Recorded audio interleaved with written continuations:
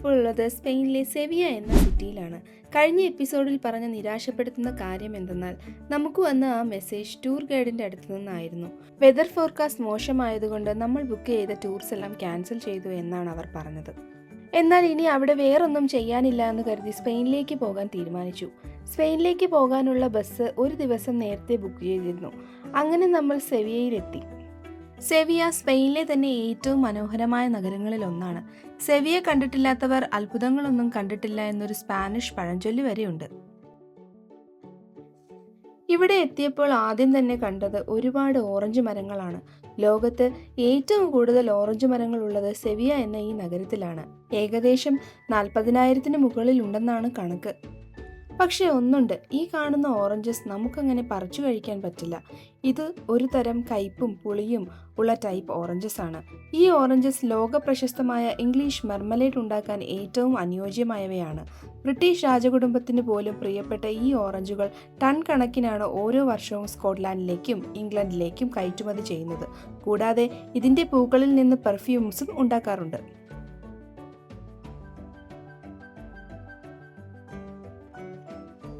നമുക്ക് നടക്കുന്ന വഴിയിൽ ഒരുപാട് ചെറിയ ഇടുങ്ങിയ വഴികൾ കാണാൻ പറ്റും. യൂറോപ്പിലെ ഏറ്റവും ചൂടുള്ള നഗരങ്ങളിൽ ഒന്നാണ് സെവിയ. വേനൽക്കാലത്ത് ഇവിടുത്തെ ചൂട് 40 ഡിഗ്രി സെൽഷ്യസിന് മുകളിൽ പോകാറുണ്ട്. അതുകൊണ്ട് തന്നെയാണ് ഇവിടുത്തെ തെരുവുകൾ വീതി കുറഞ്ഞ രീതിയിൽ നിർമ്മിച്ചിരിക്കുന്നത്.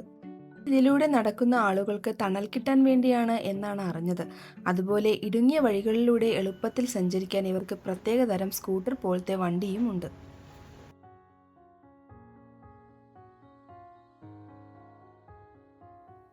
അങ്ങനെ റൂമിലെത്താറായപ്പോഴാണ് ഇത് കണ്ടത്.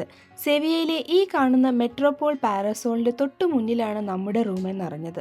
ഇത് ലോകത്തിലെ ഏറ്റവും വലിയ മരം കൊണ്ട് നിർമ്മിച്ച ഒരു സ്ട്രക്ചറാണ്. കാഴ്ചയിൽ കൂണുകൾ പോലെ ഇരിക്കുന്നത് കൊണ്ട് നാട്ടുകാർ ഇതിനെ സെറ്റാസ് എന്ന് വിളിക്കുന്നു. സ്പാനിഷ് ഭാഷയിൽ സെറ്റാസ് എന്നാൽ കൂൺ എന്നാണ് അർത്ഥം. ഒരു ഭീകരമായ കൂണിന്റെ ആകൃതിയിലുള്ള ഈ കെട്ടിടം കാണാൻ തന്നെ ഒരു പ്രത്യേക ഭംഗിയാണ്. ഇതിനെക്കുറിച്ച് കൂടുതൽ എന്തായാലും പിന്നെ പറയാം. നമ്മൾ വൈകുന്നേരം ഇതിന്റെ മുകളിൽ കയറാൻ ടിക്കറ്റ് എടുത്ത് വെച്ചിട്ടുണ്ട്.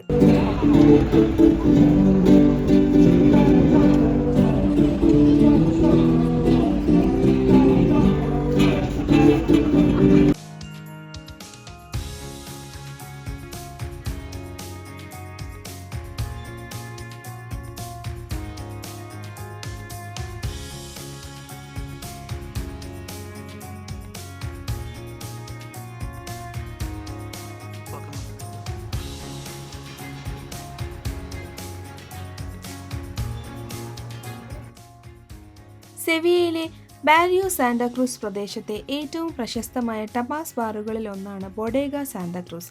അവിടെയാണ് ഞങ്ങൾ ഇന്ന് ലഞ്ച് കഴിക്കാൻ പോയത്. ഞങ്ങൾ ടപാസ് ആണ് കഴിച്ചത്.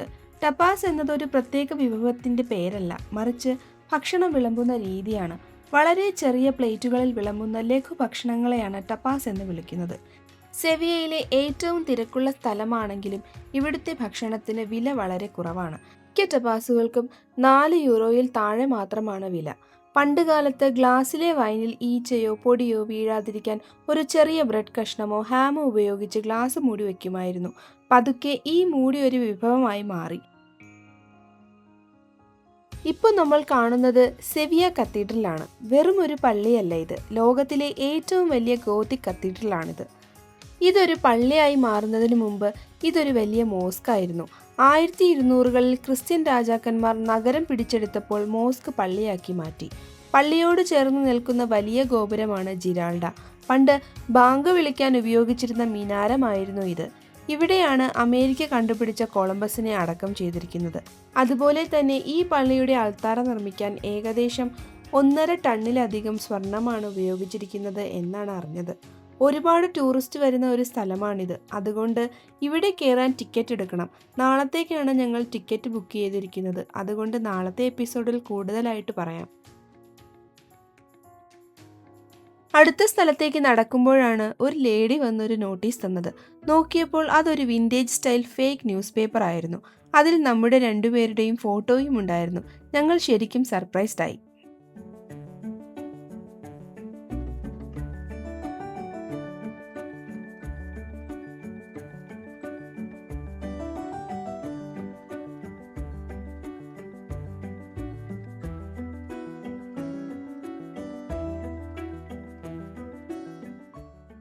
നമ്മൾ നടന്ന് നടന്ന് ഇപ്പോൾ ഉള്ളത് പ്ലാസ ഡി എസ്പാനയിലാണ്. ഇത് മരിയ ലൂസിയ എന്ന വലിയ പാർക്കിനുള്ളിലാണുള്ളത്. 1929 അമേരിക്കൻ എക്സിബിഷന് വേണ്ടി നിർമ്മിച്ച ഈ സ്ഥലം ഇന്ന് സ്പെയിനിൻ്റെ തന്നെ പ്രധാന ടൂറിസ്റ്റ് ഡെസ്റ്റിനേഷനായി മാറിയിരിക്കുന്നു. ഒരുപാട് ഹോളിവുഡ് സിനിമകൾ ഇവിടെ ഷൂട്ട് ചെയ്തിട്ടുണ്ട്. ഏറ്റവും പ്രശസ്തമായ സ്റ്റാർ വാർസ് എന്ന സിനിമയിലെ ഒരു പ്രധാന രംഗം ചിത്രീകരിച്ചത് ഈ പ്ലാസയിലാണ്.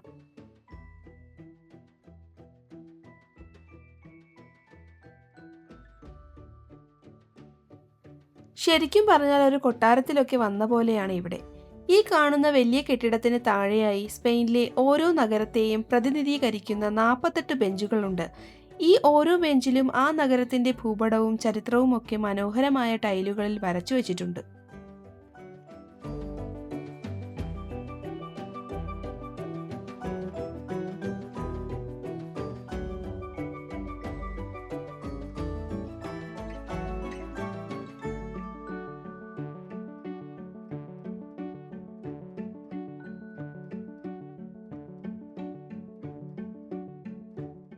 വേറൊരു അട്രാക്ഷൻ ഉള്ളത് ഇവിടുത്തെ കനാലിലൂടെയുള്ള ബോട്ട് യാത്രയാണ്.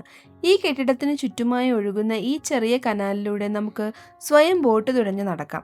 സത്യം പറഞ്ഞാൽ ഈ കനാലിലൂടെ ഒരു ബോട്ട് സവാരി നടത്തണമെന്ന് ഞങ്ങൾക്ക് വലിയ ആഗ്രഹമുണ്ടായിരുന്നു. പക്ഷേ അവിടെ വന്നപ്പോഴാണ് ഒരു കാര്യം മനസ്സിലായത്. ബോട്ടിന് ടിക്കറ്റ് എടുക്കാൻ അവർ ക്യാഷ് മാത്രമേ എടുക്കുകയുള്ളൂ. 5 യൂറോ ക്യാഷ് തന്നെ വേണം. കാർഡ് എടുക്കില്ല എന്നാണ് അവർ പറഞ്ഞപ്പോൾ ഞങ്ങൾക്ക് വല്ലാത്ത വിഷമം തോന്നി. കാരണം ഞങ്ങളുടെ കയ്യിൽ അപ്പോൾ കാർഡ് പേയ്മെൻറ്റ് മാത്രമേ ഉണ്ടായിരുന്നുള്ളൂ.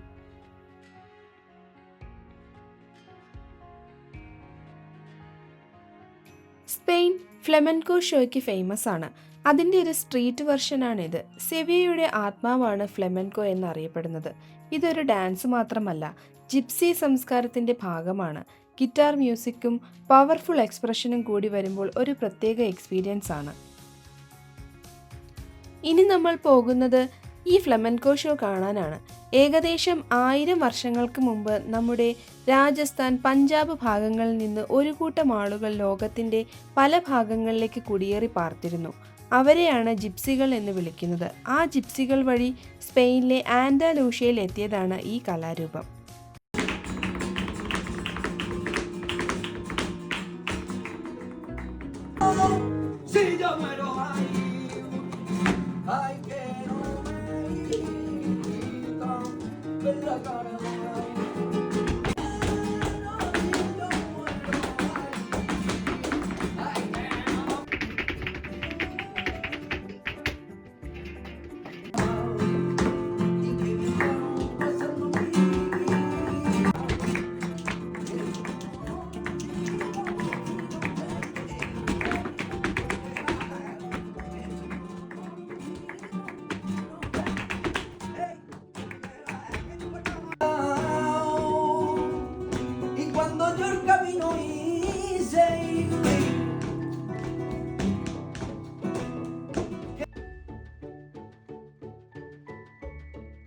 ഇനി നമ്മൾ നേരത്തെ പ്ലാൻ ചെയ്ത് സെറ്റാസ് ഡി സെവിയയുടെ മുകളിൽ കയറാനാണ് പോകുന്നത്.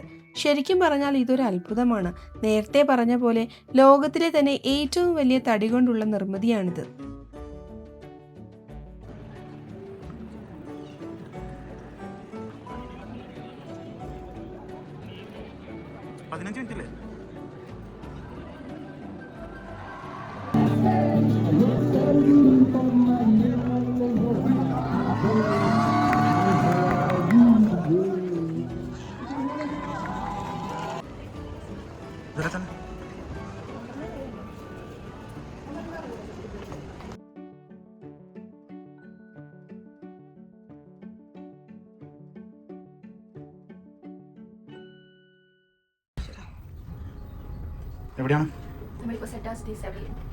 ഇത് നിർമ്മിച്ച തടികൾ തമ്മിൽ യോജിപ്പിക്കാൻ സ്റ്റീൽ റോഡുകളും സ്ട്രോങ് ആയിട്ടുള്ള പശയുമാണ് ഉപയോഗിച്ചിരിക്കുന്നത്. ഇത് നിർമ്മാണ രംഗത്തെ വലിയൊരു പരീക്ഷണമായിരുന്നു. ഇത് കാണുമ്പോൾ തന്നെ ശരിക്കും അത്ഭുതം തോന്നും. അതുപോലെ തന്നെ ഇവിടെ നിന്ന് നോക്കിയാൽ സെവിയ നഗരം മുഴുവൻ നമുക്ക് കാണാൻ പറ്റുന്നതാണ്. ഫിൻലാൻഡിൽ നിന്നുള്ള ബേർച്ച് വുഡാണ് ഇതിനായി ഉപയോഗിച്ചിരിക്കുന്നത്. പോളിയൂറിത്തീൻ കോട്ടിംഗ് ഉള്ളതുകൊണ്ട് വെയിലത്തും മഴയത്തും ഈ തടി നശിക്കാത്ത രീതിയിലാണ് നിർമ്മിച്ചിരിക്കുന്നത്. ഇത് സെവിയയിലെ പ്രധാന ഒരു ടൂറിസ്റ്റ് ഡെസ്റ്റിനേഷനാണ്. ഞങ്ങൾക്ക് ഇവിടെ കയറാൻ ഏകദേശം 30 യൂറോയാണ് രണ്ടാൾക്കും കൂടി ആയത്.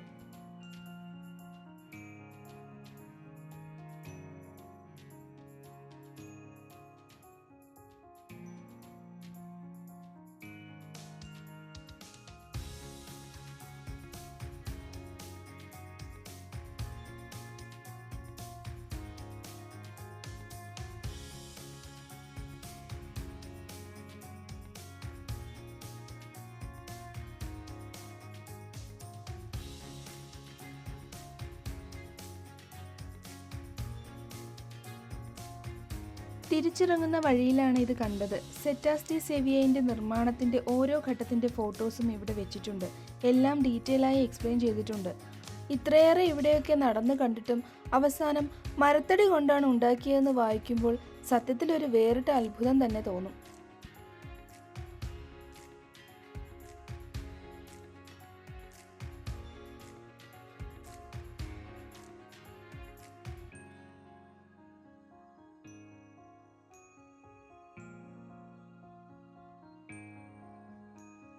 അവിടെ നിന്നിറങ്ങി നേരെ ഫുഡ് കഴിക്കാനാണ് പോയത്. ഇത് നേരത്തെ കണ്ട സെറ്റാസിന്റെ തൊട്ടു താഴെയുള്ള റെസ്റ്റോറൻ്റ് ആണ്. ഇവിടെ നിന്ന് ഞങ്ങൾ ടപ്പാസ് ആണ് ട്രൈ ചെയ്തത്. എന്തായാലും പോർച്ചുഗലിനെ കമ്പയർ ചെയ്ത് നോക്കുമ്പോൾ ഇവിടുത്തെ ഫുഡിന്റെ കോസ്റ്റ് വളരെ കുറവാണ്. അത് കഴിഞ്ഞ് അവിടെ തന്നെയുള്ള സുവനിയർ ഷോപ്പിൽ കയറി 1-2 സുവനിയേഴ്സ് ഞങ്ങൾക്കും ഫ്രണ്ട്സിനും വേണ്ടി വാങ്ങി. ശേഷം ഇന്നത്തെ കാഴ്ചകൾ അവസാനിപ്പിച്ചു. ബാക്കിയുള്ള സെവിയ കാഴ്ചകൾ നമുക്ക് അടുത്ത വ്ലോഗിൽ കാണാം.